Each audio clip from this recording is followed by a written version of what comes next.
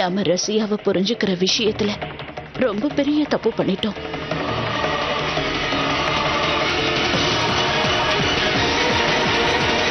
அவ சரியாதான் சொல்ற. இது நம்ம வீடுதான். அம்மா வந்து நீயே யோசிப்பா. சொந்த வீட்டை விட்டுட்டு யாராவது போவாங்களா? சொல்லுப்பா.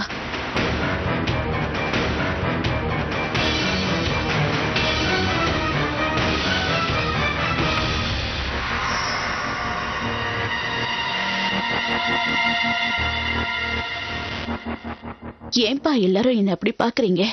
நான் சுயநினைவோட தான் இதெல்லாம் சொல்றேன். இன்னும் சொல்லணும்னா இன்னைக்குதான் நான் ரொம்ப தெளிவா பேசுறேன். இப்பதான் எனக்கு உண்மையை புரிஞ்சுக்க முடிஞ்சது. நாம எங்கேயும் போக போறதில்ல, இங்கேதான் இருக்க போறோம். எல்லார் கூடயும் சேர்ந்து.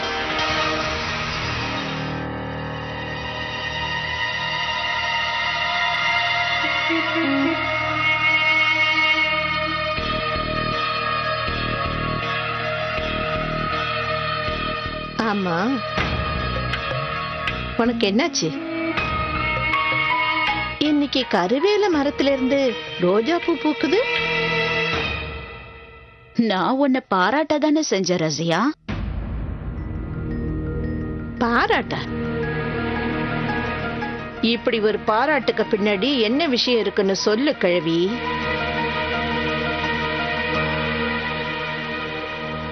நான் கிழவினா நீ என்ன இன்னும் சின்ன பொண்ணா ரசியா? உனக்கும் தான் வயசாயிடுச்சு. நீ உன்னோட முடிக்கு டை அடிச்சுக்கிட்டா மட்டும் கிழவியில இருந்து குமரி ஆயிட மாட்ட ரசியா. உன் மூஞ்சிய கண்ணாடியில பாத்தியா? 3 கிலோ குழம்பு போயிடுச்சா என்ன? ஹால்ல எல்லாருக்கும் முன்னாடி என்ன சொன்ன? நான் இவளை புரிஞ்சுக்கிறதுல தான் தப்பு பண்ணிட்டேன். இது என்னோட வீடு. நான் ஏதாவது சொன்னா நிறைய பேசுவேன்னு சொல்லுவீங்க. நான் உண்மையதான் சொன்ன ரசியா. இது வரைக்கும் நான் உன்னை சரியா புரிஞ்சுக்கலதான். நான் என்ன நினைச்சுக்கிட்டு இருந்தேன்னா நீ ஒரு மோசமான பொம்பளைன்னு. ஆனா நீ மோசமானவ இல்ல, அந்த சைத்தானோட கிழவி. நான் உண்மையை சொல்லட்டுமா? இந்த வீடு எங்களோடது. என் பையன் ரத்தம் சிந்தி உழைச்சதுனாலதான் இவ்வளவு பெரிய வீடு கிடைச்சிருக்கு. அப்புறம் எதுக்கு நாங்க இந்த வீட்டை விட்டு போகணும்? நாங்க நிச்சயமா இந்த வீட்டை விட்டு போக மாட்டோம். இந்த வீட்டை விட்டு போகணும்னா அது நீயும் உன்னோட புருஷனும் தான். ஆமா, நான் கீழே விழ போற ஒரு மரம் தான். ஆனா நான் அப்படி கீழே விழும்போது கண்டிப்பா ஓ மேலதான் விழுவேன். இன்னொரு உண்மையும் சொல்றேன். என்னோட ஒரு காலு சாவை நோக்கி போனா என்னோட இன்னொரு காலு உன்னையும் அந்த சாவுக்கு சேர்த்து இழுத்துக்கிட்டு தான் போகும். புரிஞ்சுதா? எனக்கு உன்னை பத்தி எல்லாமே தெரியும் ரசியா. ஆனா என்ன பண்றது? என்கிட்ட எந்த ஆதாரமும் இல்ல. சட்டம் உனக்கு தண்டனை கொடுக்காது, ஆனா நான் உனக்கு தண்டனை கொடுக்கலாம். அதுக்கப்புறம் இந்த வீட்டுல இருக்கிற உன் மதிப்பு மரியாதைய நான் இன்னையோட மண்ணோட மண்ணாக்கிடுவேன். அதுக்கப்புறம் நீ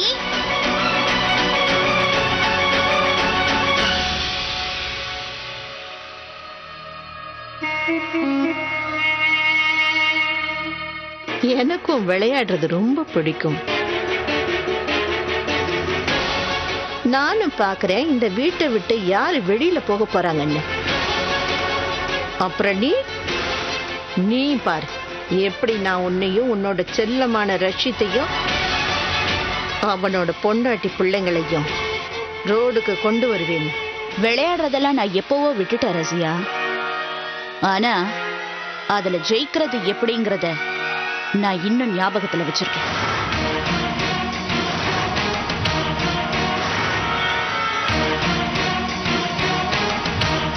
இப்பதான் எல்லா ரகசியமும் வெளியில வந்துருச்சு. மரியாதைய உண்மையை சொல்லிடு. அந்த பொம்மை ஃபேக்டரியில நீ எந்த பொம்பளைய அன்னைக்கு கொலை பண்ண?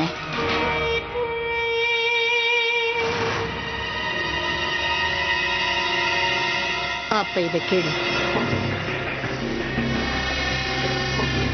நீ இத கேட்டதுக்கு அப்புறமாவது நீ என்கிட்ட இப்படி போராடுறத நிறுத்துறியான்னு பாக்குறேன்.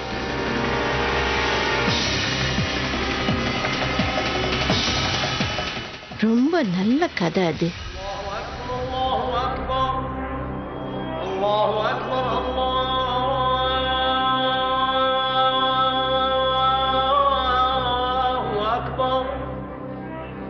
أشهد أن لا إله إلا الله.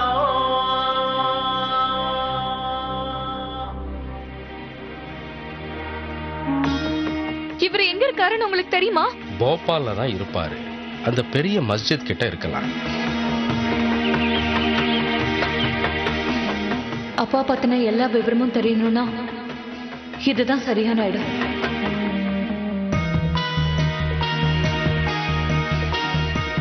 எக்ஸ்கியூஸ் மீ, நீங்க நீங்க இவரை எங்கேயாவது பார்த்திருக்கீங்களா? இவர் உங்களுக்கு தெரியுமா?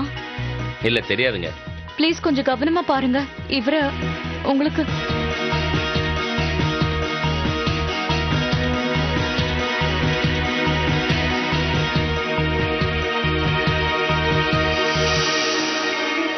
என் வாழ்க்கையில புயல் வீச ஆரம்பிச்சது. அப்புறம் ஒரு நாள் திடீர்னு ஒரு பொண்ணு வந்தா.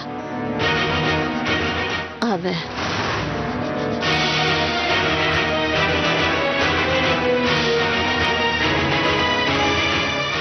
அந்த விஷயத்த சொன்னதுக்கு அப்புறம் என்னால எப்படி அமைதியா இருக்க முடியும்? ஒமேராவோட அப்பாவுக்கும் அவளுக்கும் கள்ள தொடர்பு இருந்தது.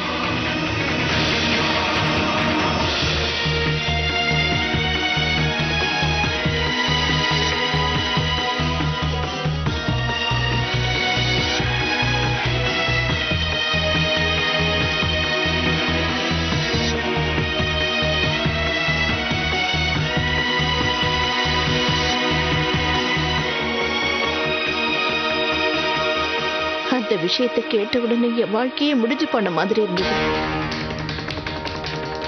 இந்த பிரச்சனையிலிருந்து வெளியில வரணும்னு நினைச்சு யாருக்குமே தெரியாம ரகசியமா நான் அவளை பார்க்க போனேன். ஆனா அங்க ஒரு குழந்தைய பார்த்ததுக்கு அப்புறம் தான் தெரிஞ்சது இனிமே இதை வளர விடக்கூடாதுன்னு. அடியோட பிடுங்கேறிய நினைச்சிட்டேன்.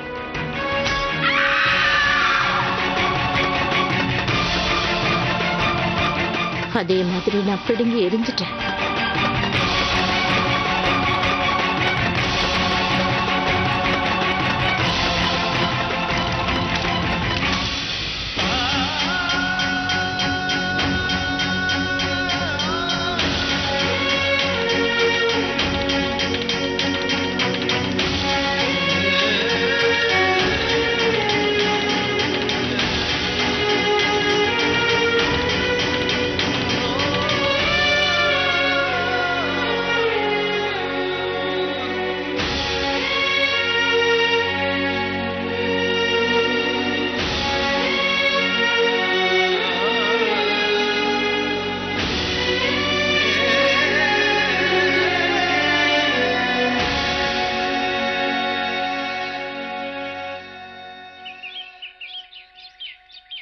அந்த குழந்தைக்கு என்னாச்சு?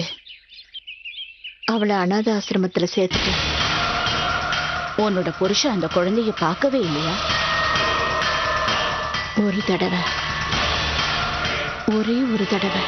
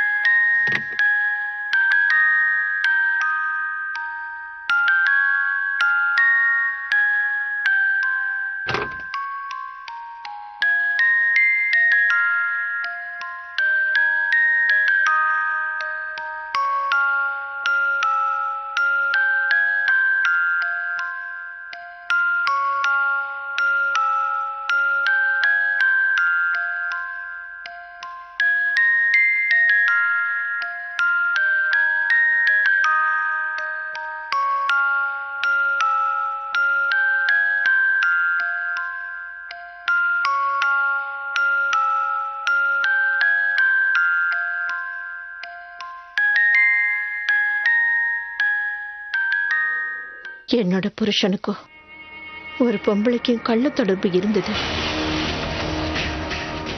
இந்த விஷயத்தை என்னால தாங்கிக்கவே முடியல.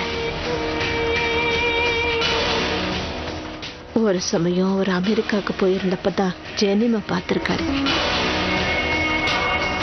அவங்க நிக்க பண்ணணும்னு முடிவெடுத்தாங்க. ஆனா அவர் இங்க திரும்பி வர வேண்டிய வேலை இருந்தது. திரும்பி வந்ததுக்கு அப்புறம் இவரோட குடும்பத்தை சேர்ந்தவங்க அமெரிக்காவுக்கு அவர் போக விடல. எனக்கு இந்த விஷயத்தை பத்தி எல்லாம் எதுவுமே தெரியாது. இப்படி ஒரு விஷயம் இருக்கும்னு நான் கொஞ்சம் கூட நினைச்சு பார்க்கல. இது தெரிஞ்சதுக்கு அப்புறம் என்னால தாங்கிக்க முடியல. என் புருஷனுக்கும் அவளுக்கும் ஒரு பெண் குழந்தை இருக்குங்கிறது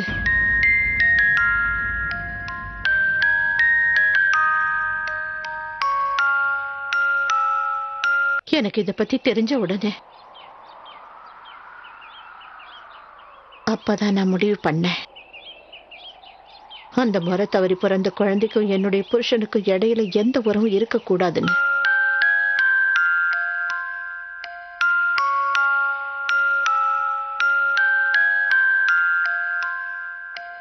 அப்புறம் நான் அந்த குழந்தைய பார்க்க அவரை அனுமதிக்கல. இனிமே அந்த விதியே நினைச்சாலும் அவங்க சந்திக்கவே முடியாது.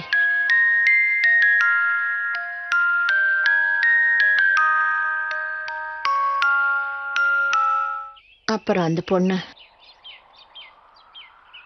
உயிரோட இருக்காளா இல்லையான்னு தெரியாது.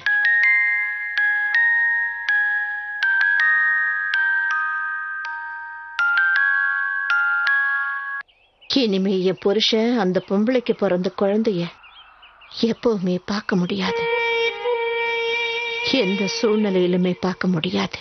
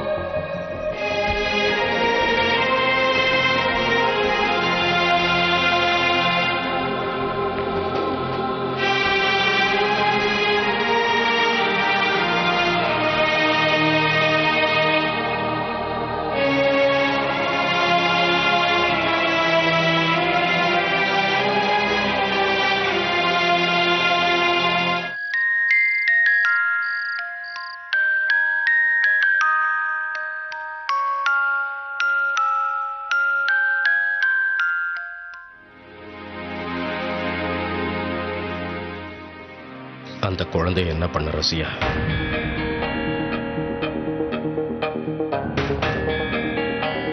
எந்த குழந்தை? நான் எந்த குழந்தைய பத்தி கேட்கிறேன்னு உனக்கு நல்லாவே தெரியும்.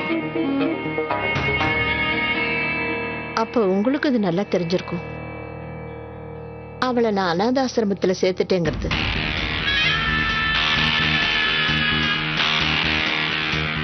அதுக்கப்புறம் அவ என்ன ஆனான்னு எனக்கு தெரியாது. தெரிஞ்சு நான் என்ன பண்ண போறேன்?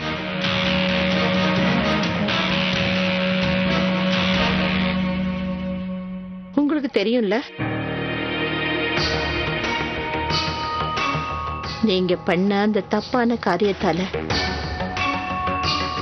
என் வாழ்க்கையில எவ்வளவு பெரிய புயல் அடிச்சதுன்னு. இன்னும் நான் அதுலதான் சிக்கி தவிச்சுக்கிட்டு இருக்கேன். மறுபடியும் என்னுடைய வாழ்க்கையில இன்னொரு புயலை சந்திக்க விரும்பல. எனக்கு தெரியும் நான் தப்பு பண்ணேன்னு, மனசார ஒத்துக்கிறேன். ஆனா நான் உன்னை எப்பவுமே ஏமாத்தணும்னு நினைக்கல ரசியா. அது நான் தெரியாம பண்ண தப்பு. இப்ப அதுக்கு எல்லாமே உங்களுக்கு புரிஞ்சு போச்சு தானே?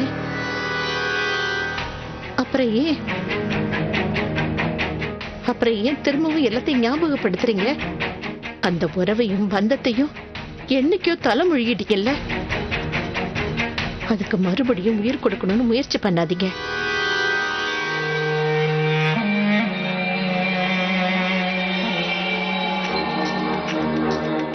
இது வரைக்கும் நீங்க இதெல்லாம் கேட்கல. இப்ப எதுக்காக தெரிஞ்சுக்கணும்னு முயற்சி பண்றீங்க?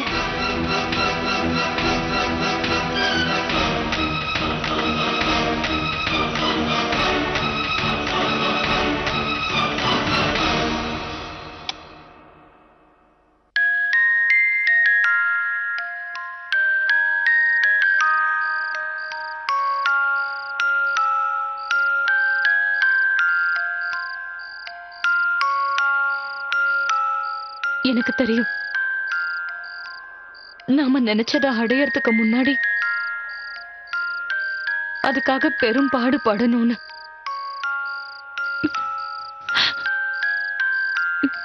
எந்த கஷ்டம் வந்தாலும் நான் பின்வாங்க மாட்டேன். கண்டிப்பா தோத்து போக மாட்டேன்.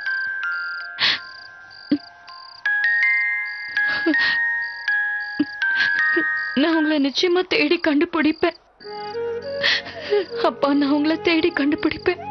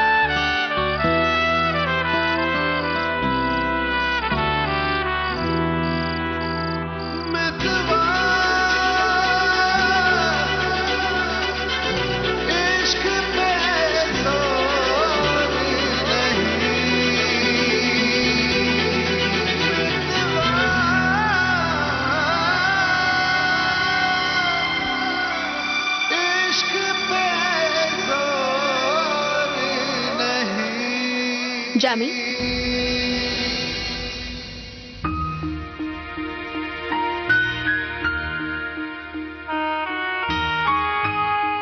நான் உங்களுக்கு குட் நைட் சொல்றதுக்காக தான் வந்தேன். Good night. Good night.